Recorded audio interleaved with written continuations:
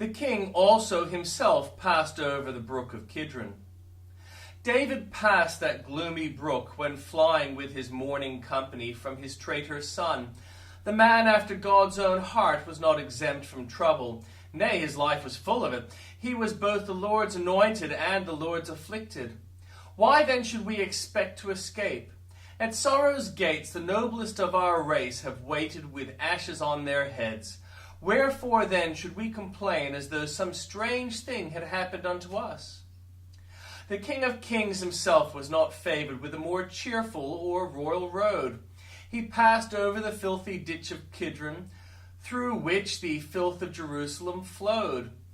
God had one son without sin, but not a single child without the rod.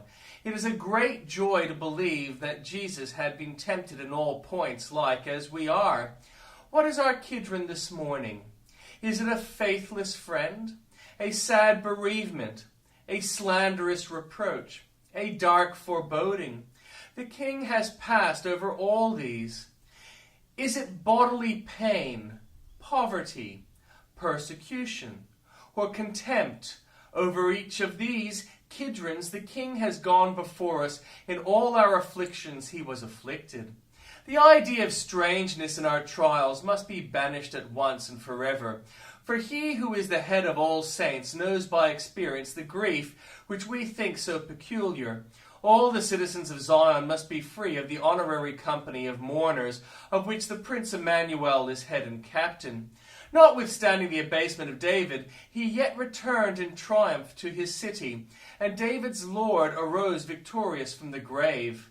Let us then be of good courage, for we also shall win the day. We shall yet with joy draw water out of the wells of salvation, though now for a season we have to pass by the noxious streams of sin and sorrow. Courage, soldiers of the cross! The King himself triumphed after going over Kidron, and so shall you. Who healeth all thy diseases? Humbling as is the statement, yet in fact is certain that we are all more or less suffering under the diseases of sin.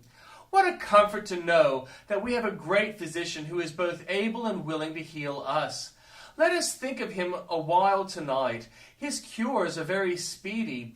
There is life in a look at him. His cures are radical. He strikes at the center of the disease, and hence his cures are sure and certain. He never fails, and the disease never returns. There is no relapse where Christ heals, no fear that his patient should be merely patched up for a season. He makes new men of them. A new heart also does he give them, and a right spirit does he put with them. He is well skilled in all diseases. Physicians generally have some specialty. Although they may know a little about almost all our pains and ills, there is usually one disease which they have studied above all others. But Jesus Christ is thoroughly acquainted with the whole of human nature. He is as much at home with one sinner as with another, and never yet did he meet an out-of-the-way case that was difficult to him. He has had extraordinary complications of strange diseases to deal with, but he has known exactly, with one glance of his eye, how to treat the patients. He is the only universal doctor, and the medicine he gives is the only true Catholicon, healing in every instance. Whatever our spiritual malady may be, we should apply at once to this divine physician. There is no brokenness of heart which Jesus cannot bind up. His blood cleanseth from all sin.